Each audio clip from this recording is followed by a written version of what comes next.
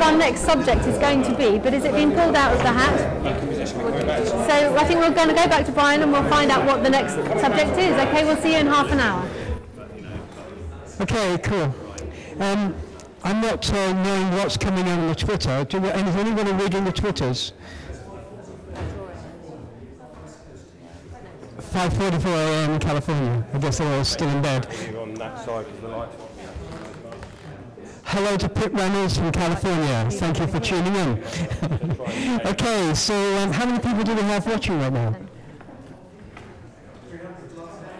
How many, approximately? I keep wanting to come around. It should be on the feed. 300 people watching. That's amazing. Oh, thank you guys. So thank you very much. That's very exciting. Makes all the work we did worthwhile. Thank you. Okay, so we're going to go into the magic box again and pick out another subject to discuss. Anybody want to sit at the table who's not at the table? Go on, jump in.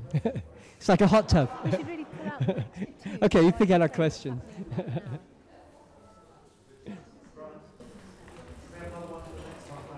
Next one, yeah, okay. Drones in Liverpool. Okay, this is an English, I think it's happening in America too. It's an English situation where the police are using these remote controlled drones, like the ones they used to kill people in Pakistan. They're using them in England as crime watch, as a way of keeping an eye on situations, rather than using helicopters, using these remote controlled drones. Do you think it's a good idea? Is it keeping us safe, or is it something that we'd rather live without? That's the subject we're going to discuss right now. Okay, in Liverpool, and actually not just Liverpool, other areas too. The Stonehenge solstice gathering, there were drones over Stonehenge during the whole gathering, looking as a crime control device. Crowd control, keeping an eye on people. You know, it's obviously something we're moving into as far as the policing is concerned. And these cameras they can read number plates, they can recognize people. I saw some the other day, actually. And do you think it's a good idea? Is this working in our best interest as a population? Or is it something we'd rather not have in our culture, these machines flying around watching us? So who would like to pick that one up? Yeah, I met this man a couple of weeks ago who's from Liverpool, who was telling me all about this actually, and they tend to roll out these things apparently in Liverpool first to see what happens, and creating a state of fear, and then subsequently they kind of roll it out across Britain. Something that they apparently did with the CCTV, and so these drones are being remote controlled, managed from the police in vans or cars or police stations, and they kind of hover so far off the ground, and they'll follow you, and they'll see what you're doing and looking at what you're doing, and the way he was describing this was like some kind of war zone, some kind of police state. Not only that, they're at the moment stopping buses and getting all grannies and kids and mums and dads off buses and metal detecting them and searching them like it is some kind of military state, yeah. So up there in Liverpool, it's really intense, and what's happening because of this, it's creating a complete sense of fear amongst everybody.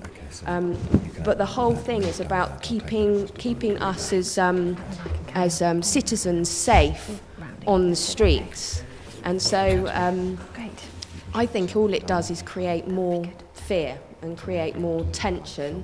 And I personally wouldn't like that. We live in a little bubble here. I was shocked to hear the goings on that's happening out there in Void City, as he called it. But personally, I'm not up for it.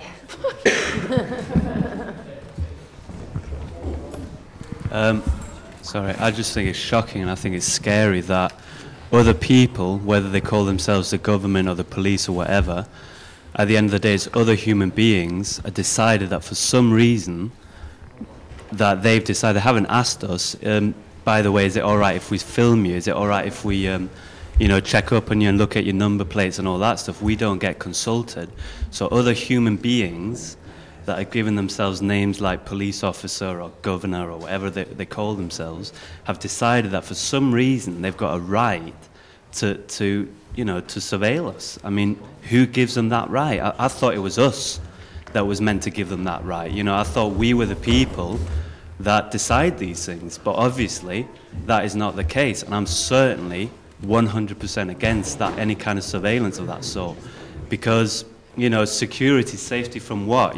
People being around in Stonehenge in the middle of fields, basically. I mean, who are they going to be protecting us against? At the end of the day, they're scared of any form of freedom that human beings might express, any form of individuality where, I mean, like you said, it causes fear. All this surveillance causes fear, but we all know that fear leads to violence. Fear leads to the very violence that they say they're trying to stop.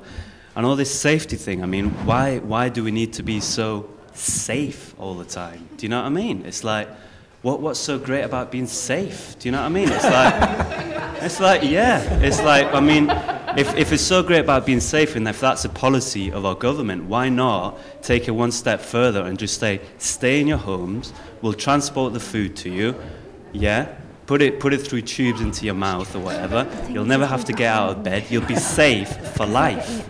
Do you know what I mean? You won't even have to get out of bed. Well, there you go. Do you know what I mean? It'll be like the Matrix. We'll all be like little aliens with like a 3D world going on in our heads. Do you know what I mean? It's ridiculous. And at the end of the day, we're human beings, but they are also human beings.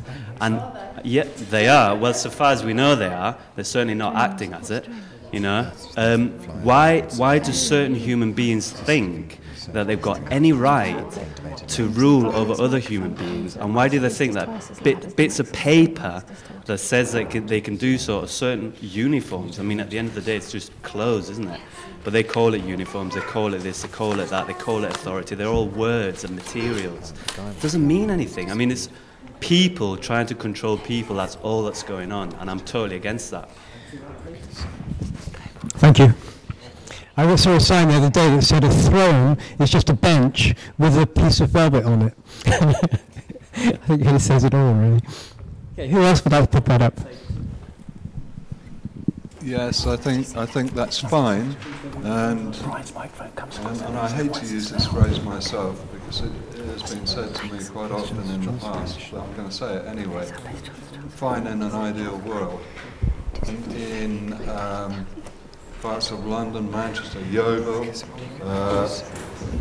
and you've got some machete-wielding nutter running around. What are you going to do about it? This is 2010 now.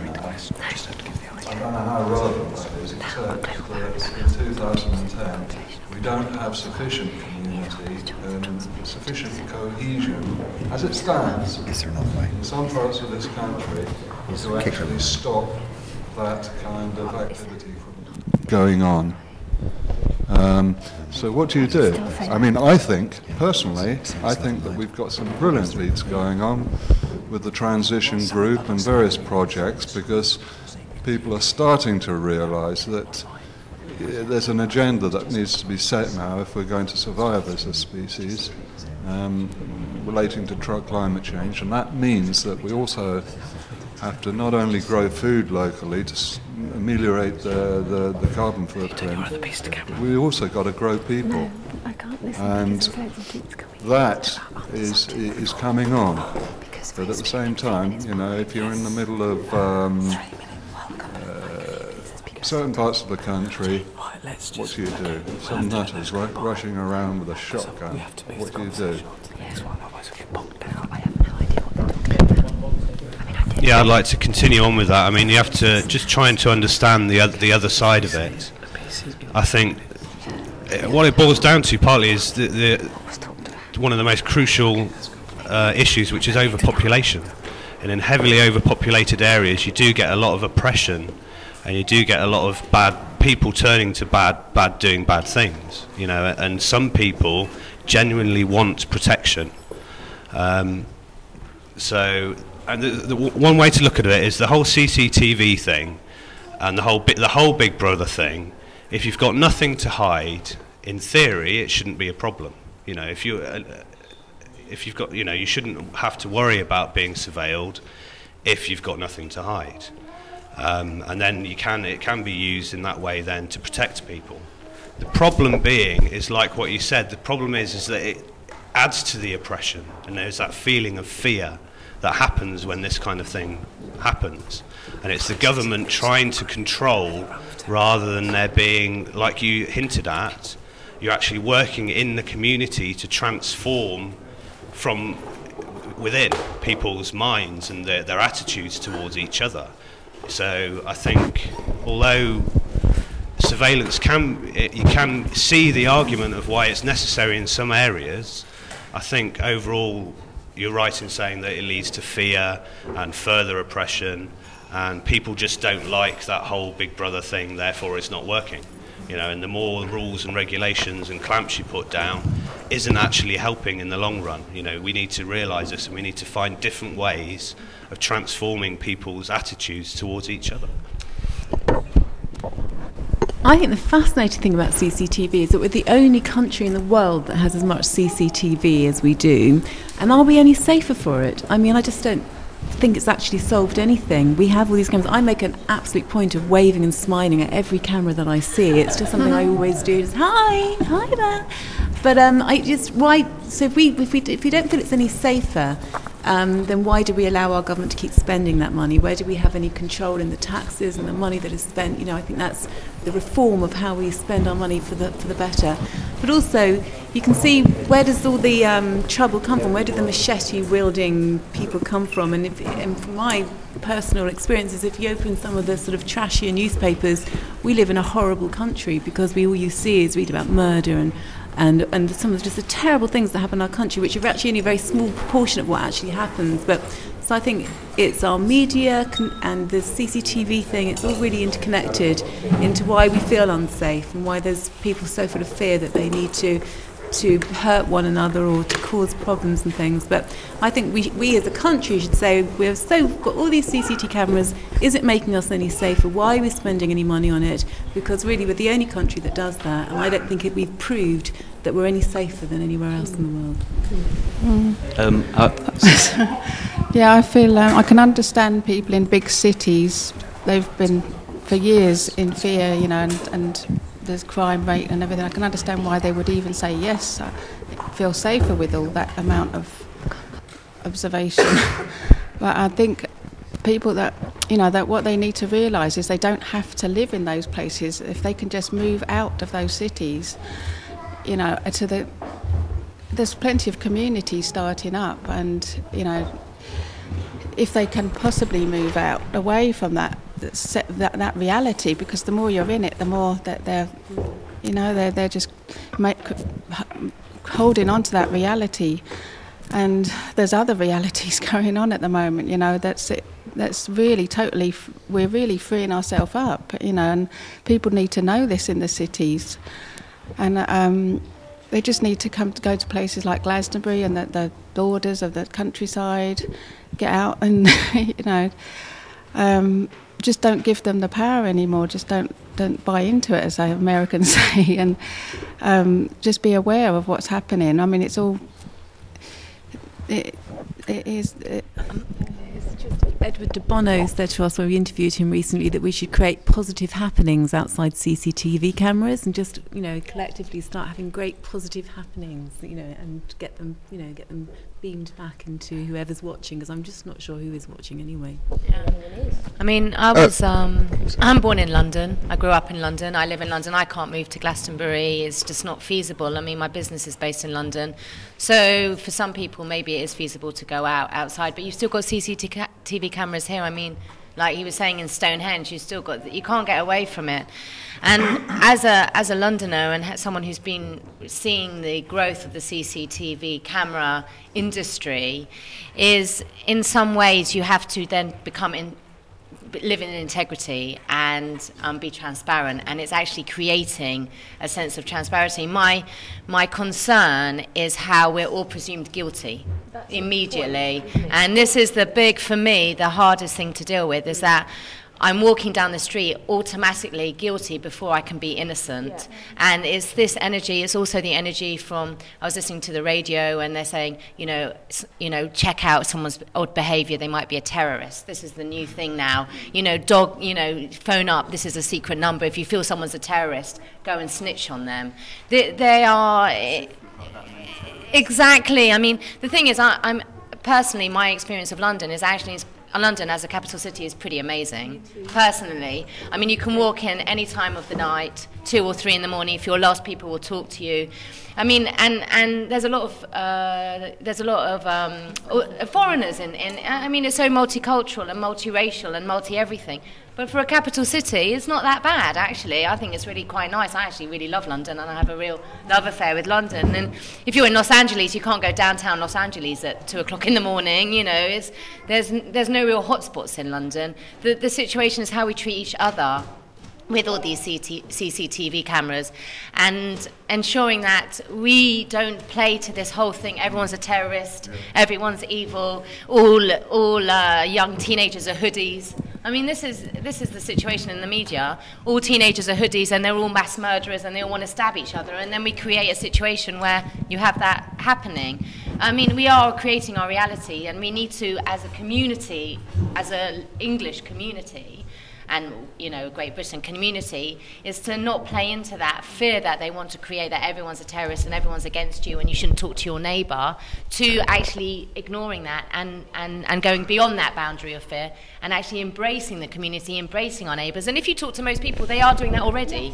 It is happening, even in London. I was talking to my friend who lives in North London, and he knows all his neighbours and I know all my neighbours, and it is happening. It's there, and everyone is connecting in that, even in a big city. It's just that people aren't hearing about it, and so everyone's feeling quite doing it on their own. There's not enough communication, and that's where the internet comes in. And I think that's the power is within the internet, to connect all these communities so people don't feel they're doing it alone, that everyone is actually doing it, because it's the human interaction, and we can't ever take that away from, nothing can take that away from us. So. I've lived in London on 3 occasions. When I was little, I lived at West 1, and I lived in Notting Hill, just around the corner from... Sorry, if you're going to speak, you have to speak into the microphone. Excuse me. We're doing this kind of quite strictly timed, so we can keep moving. Now, I want you to finish what you're saying, but just to keep it brief. Yeah, sure.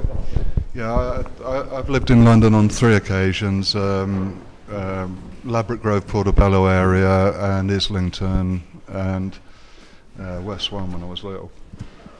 And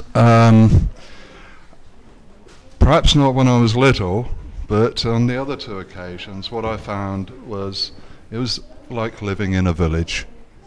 You know a small area. I think the key is, if you happen to be living in London, and it isn't practical for people just to go to Glastonbury or somewhere like that. It's it just isn't.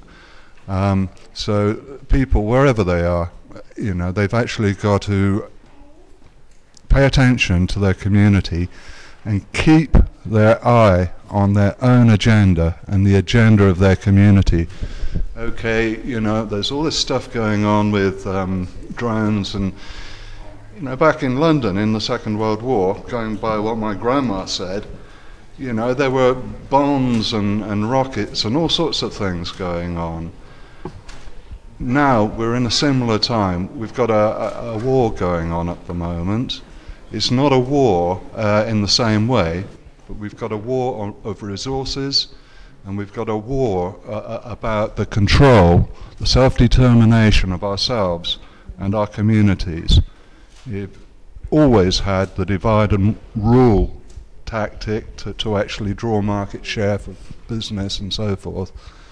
But now it is very, very important that the resources that we have, including the drones and the police, the armies, they ought to be turned now, not just in this country, but across the world, They have to be turned to address the situation of climate change and to actually make people secure from something that is a real threat if we don't deal with it. Thank you very much. We want to keep this moving fast, so we're just going to keep our conversations as short as possible. I'm going to wrap this up in just a few minutes. It seems like it's almost the same as the Be the Change thing. There's what we do like within ourselves and our lives, and then there's the reality. And I like the phrase that says, "Have faith, but tie your camel, because it's camel's nature to roam." And there are people running around around the world that maybe do not have other people's best interests at heart. And we have to somehow find a balance between dealing with the reality and dealing with the ideal, in Glastonbury. But even on a Saturday night in Glastonbury, stuff goes down. So I'd like to kind of point out, it's quite simple really. What are these cameras there for? Because that, is it our security? The thing is, we don't seem to ask that question. Well, the question is, can we trust our government? Yeah, I know. But if they've got cameras there, they've got to tell us why are the cameras there. And if their answer is for our own safety, then we should ask, well, what else are you doing for our own safety? Because there's a lot of other things that would work a lot better than putting cameras up. Yeah. For example, in schools where you have all the young kids that are going to be grown up and can turn into terrorists or into wonderful people, do you know what I mean? That's where it's all happening. Why not teach people about empathy? Yeah. I mean, you've got maths, you've got, learning how to read and write, but what about empathy? They're totally, doing that education. Now in the primary and junior school, emotional intelligence is high on the curriculum now. Yeah. And their empathy with themselves and other is something that is fed in. It's seemingly stopping when they get to the senior school, or we call it the American high school now. It starts to stop, and it's more focused on left brain and memory. But I've got 2 children in the education system, and I was really pleasantly surprised at how they are focusing in on emotional intelligence and empathy. So for our future's pretty... I'm going to wrap this one up. I'm having hands waved at me over there. So go make it 20 seconds. Go for it. You can't. Oh, I'm so sorry. I can do mine in 20 seconds. Can you jump on the next one, yeah? Oh, I don't know. Go on. Okay, I work with old people, and they're the generation that kind of did the Second World War and everything. Because my grandfather, I'll always wear a poppy and everything. I don't think those people kind of had a choice, and I'm kind of grateful for what they did. But I love the talk about keeping it simple and everything, and us all being together, and that's all wonderful. But really, are we looking at a government that we really trust? I mean, I'm trying not to swear, but I really have no faith or trust in our government whatsoever. 9/11 to me is a completely obvious that it just wasn't a bunch of, crazy terrorists, trained in, light aircraft to come and to blow up the Twin Towers. It's a complete fallacy that really happened. So the whole camera thing, I get filmed by 3 cameras on the way to work. I mean, if you go up the high street and watch the camera, it's like zzz, zzz, zzz. It's really having a good old go, you know what I mean?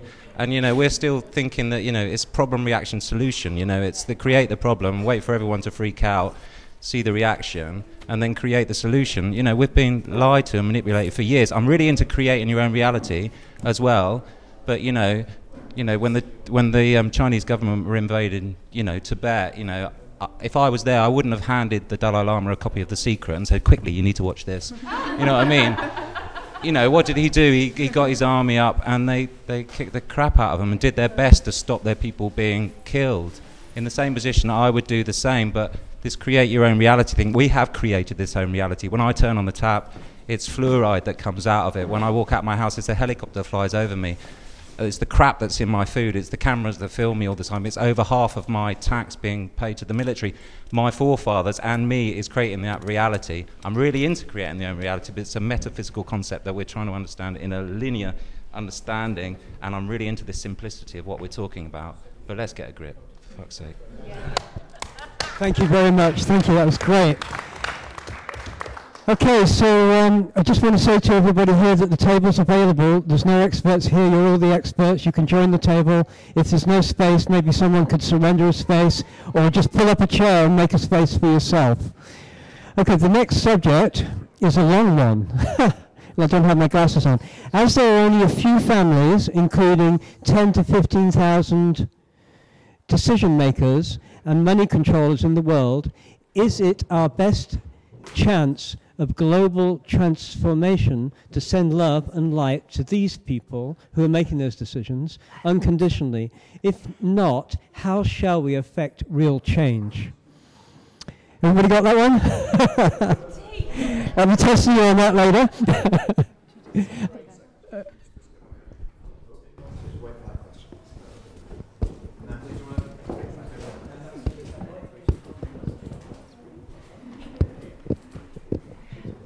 Okay, so that was the end of our second debate, which we've had here today. Now we'll come back to that subject in just a moment, but a few things to feed back to you at home first of all. So first of all, what you're seeing at home is happening about 2 minutes after what's actually happening here. So it's live, give or take 2 minutes. So some of the tweets that are coming in, unfortunately, have missed the subject that happened before, but I'd like to feed a couple of them back to you because we've had some nice comments and some interesting views aired on Twitter. So we had some a comment from News and Pictures saying how to be the change would be to really shift one thing at a time. Wanted us to ask the panel what they would shift and first and what they're doing about it. So really we can ask you at home, what is it that you would shift first and what are you doing about it? So that's really, thanks for getting in touch, and sorry we missed you on that particular debate. We've had something in from Misty Moon as well. Misty Moon's been 1111. Misty Moon saying peace in our everyday connections with people that we can expand to a national and global level. And that change starts at home. So thanks guys, and do keep your tweets coming in, but obviously be aware that you're seeing it 3 minutes after. So we'll try as much as we can to catch up with you after that. So coming up, as you just heard from Brian, the next subject that we've got coming up, we've got 15,000 to make the decisions in the world. How should we interact with them? So that's going to be coming up in a little while. But first, looking back at the drones in Liverpool. So we had a lot of interesting subjects coming back from then. So really getting people to, one of the things which was interesting was we heard that people should actually start engaging in positive actions in front of the CCTV cameras, which is something actually I've heard a company called Mission Explore, the Geography Collective.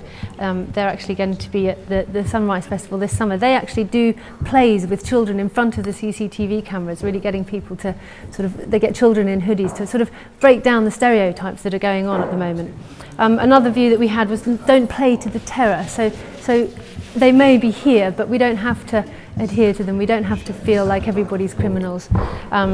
Getting to know your community, that was another interesting point, that if you actually know the people around you, then you build a sense of trust and connection in the world that we live in. And then there was the other side where, you know, some people actually do want the protection and they appreciate it. So it's a little bit of give and take there. But really the general thing is sort of not buying into the fear.